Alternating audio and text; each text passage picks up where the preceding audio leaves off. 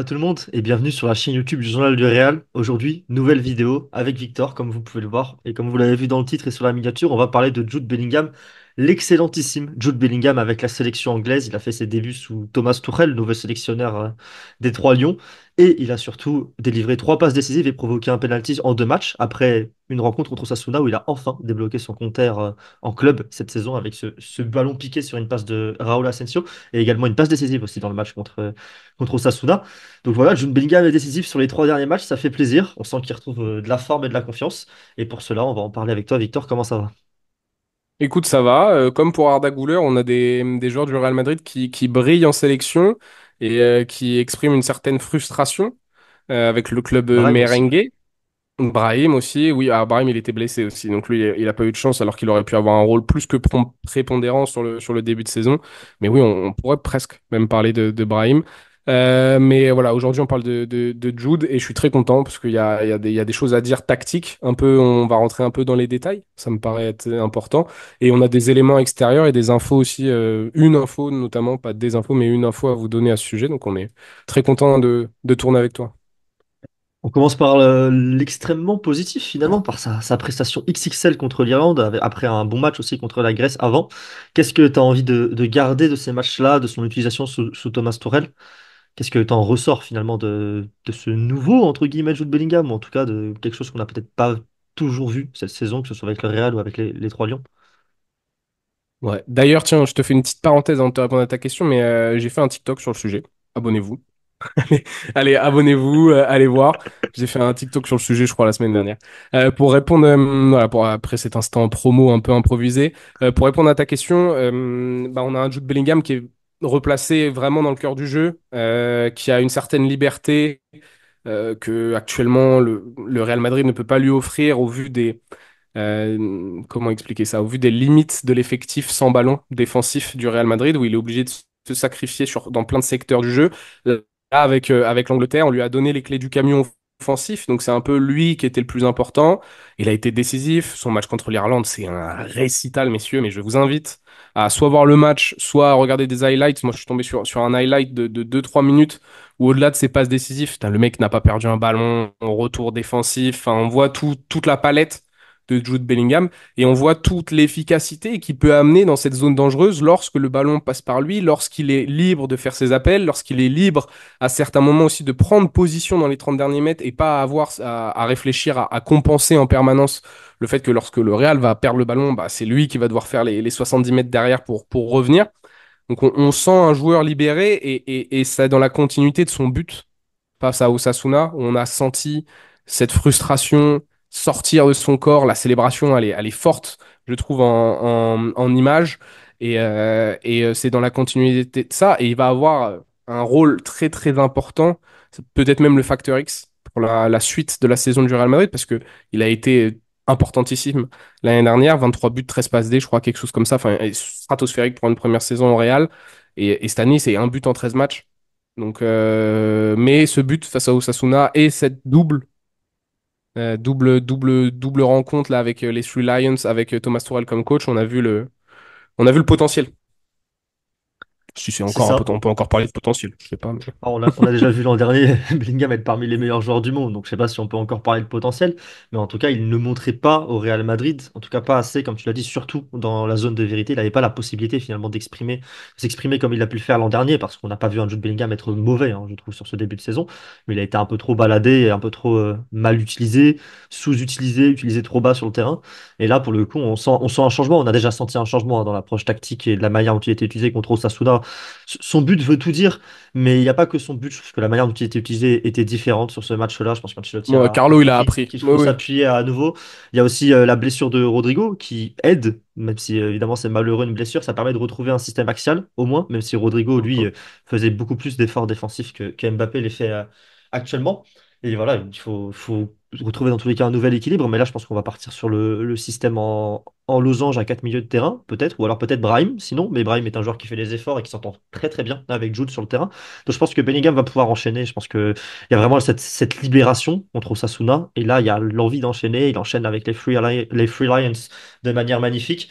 Et franchement, je vois pas pourquoi ce serait pas par exemple le premier buteur contre les Ganes ou quelque chose comme ça. Je le sens bien vraiment enchaîné. Sur qu'il va en plus retrouver les pelouses anglaises dans quelques jours à Anfield également la semaine prochaine. Liverpool, ouais, c'est vrai. Mais il y a un point aussi très important sur le match contre Osasuna, qui est, je pense, déterminant aussi pour la suite de la feuille de match que va aligner à chaque fois Carlo Ancelotti, le 11 titulaire. Moi, je trouve que la titularisation d'Eduardo Camavinga aussi change la vie à Jude Bellingham, parce que Camavinga est un joueur efficient au pressing, un des rares joueurs efficients au pressing du Real Madrid, ce qui libère aussi Jude Bellingham de certaines responsabilités. Il sait aussi que Eduardo Camavinga a la capacité par le dribble de casser une ou deux lignes, ce que faisait Jude Bellingham depuis le début de saison, à descendre assez bas malheureusement pour amener cette percussion et faire gagner des mètres. Camavinga le fait. J'ai trouvé justement l'association de Bellingham avec Eduardo Camavinga dans ce milieu en losange, appelez-le comme vous voulez. Ça a permis réellement à Jude Bellingham de se libérer et être beaucoup plus présent dans la surface. On l'a vu en fait déjà le faire. Moi, j'avais déjà noté ça dans le match face à Dortmund, dans le match, même dans le match contre le Barça. Il l'a fait deux, trois fois. Il s'est retrouvé en situation de marquer un but, mais il a souffert quand même d'une grosse maladresse et d'une frustration technique. Moi, je l'ai trouvé limité sur certains matchs aussi dernièrement. Mais là, le fait que Eduardo Camavinga soit de retour en forme, je trouve que ça aide beaucoup d'un point de vue purement terrain.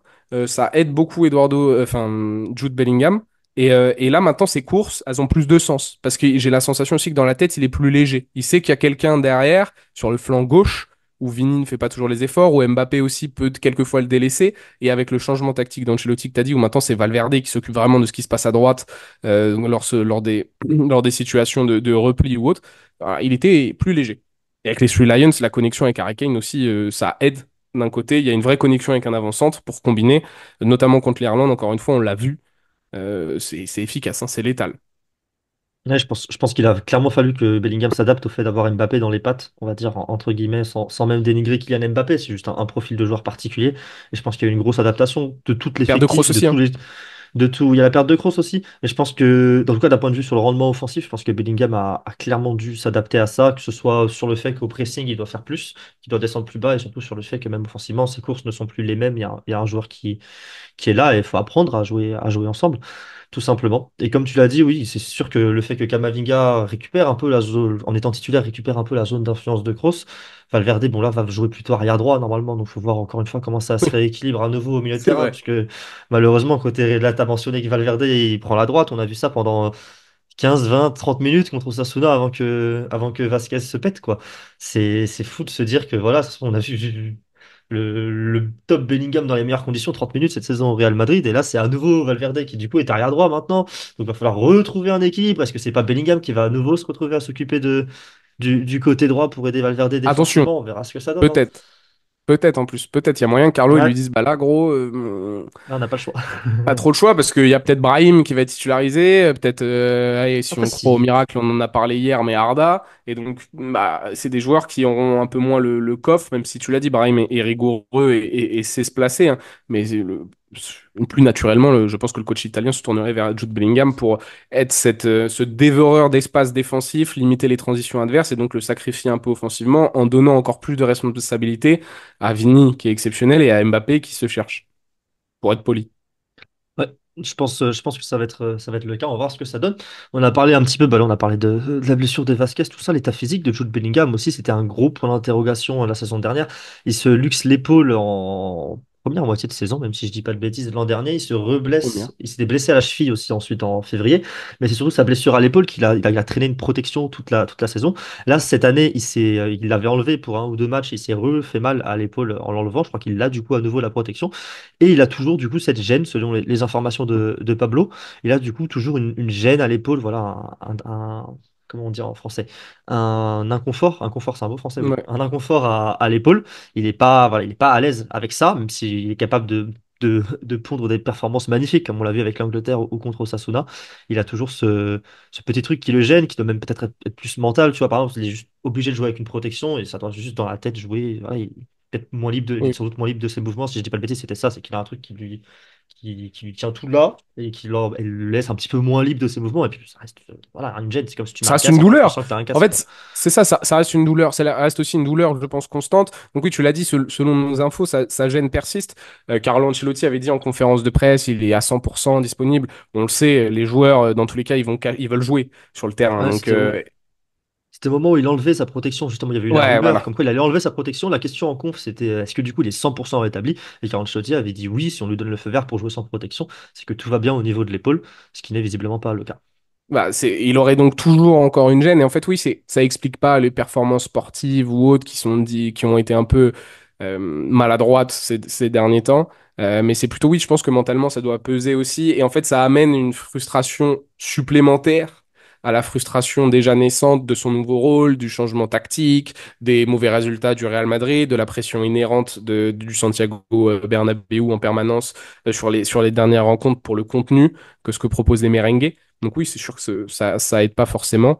Mais maintenant, au-delà de cette blessure qui va à mon avis continuer tant qu'il fera pas de façon une grosse opération pour ça, ou que ça ne se résolve naturellement, mais j'ai du mal à y croire quand même si ça traîne depuis aussi longtemps. Alors, normalement, une luxation, c'est un truc que enfin, une fois que tu l'as fait une fois, ça a Ouais, détendu les ça, choses et c'est un truc que hmm. tu peux te refaire en fait. Comme les entorses à la cheville, c'est Ah, comme c'est un peu ça, les ouais. ligaments. Ouais, c'est les ligaments. Ça te Après, rend. on n'est pas médecin, mais on a fait du sport toi et moi, donc on comprend un tout petit peu ça.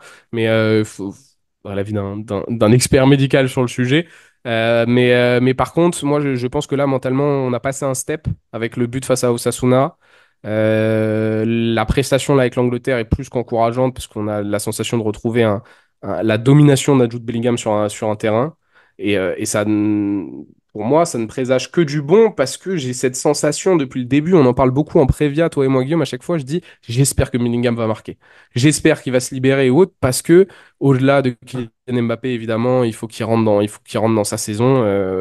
Là, depuis en tout cas certains matchs, c'est pas bon. Vini, il est dedans, il porte l'équipe, faut qu'il continue. Mais au milieu de terrain et dans cet équilibre offensif-défensif, Bellingham, ça va passer par lui. Ça va passer par lui. Il faut un grand Jude Bellingham pour la deuxième partie de saison.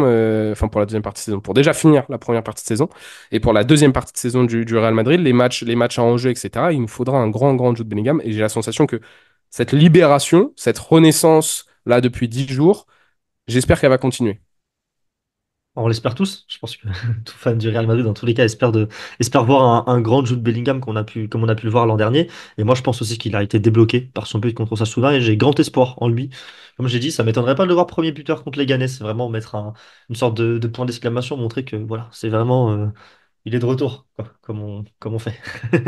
Et on a senti d'ailleurs la réaction du stade, du Bernabéu, on a senti la libération du joueur, mais Oui. surtout en communion et du Des public et en fans. communion avec le public. Ouais.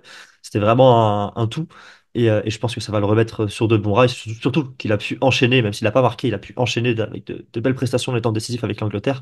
Je pense que là, il surfe à nouveau sur une vague positive et qu'on va voir que du bon de la part de Jude Bellingham jusqu'à Noël. Et, et espérons que Carlo a vu comment Thomas Tuchel aussi l'utilisait. Alors, c'est pas le même effectif, on est d'accord, mais peut-être. Bah après, tu l'as dit avec les blessures Il est les compliquées mains là, et liées. le Là, il est contexte. vraiment les mains liées au milieu de terrain, Le Ancelotti. contexte, le contexte, il est bizarre. Mais il faut quand même. Il faut quand même que j'espère que Carlo, que le coach italien a vu l'utilisation de Thomas Tuchel et que sur certaines séquences, peut-être des circuits de passe, peut-être des zones préférentielles, le mettre dans de meilleures conditions. On va voir ce qu'Ancelotti décide, hein. On en parlera bien sûr lors de la Prévia, parce que là, pour le coup, il y a quand même assez peu d'options au milieu de terrain avec les blessures de Tchouaméni, le fait que Valverde va jouer à arrière droit. Il y a un équilibre à trouver. Et on sait que Bellingham, Ancelotti le voit aussi comme un joueur d'équilibre, comment il a été utilisé cette saison. Et ça va sans doute tomber sur lui pour continuer à maintenir à flot cette équipe-là, même si contre les Ganes, vu que c'est une équipe qui est quand même un cran en dessous, on verra. Par contre, contre Liverpool, je sens bien Jude Bellingham être sacrifié si personne n'est revenu d'ici là. Mais ça, il le faisait déjà, j'en ai déjà parlé, il le faisait déjà l'année dernière.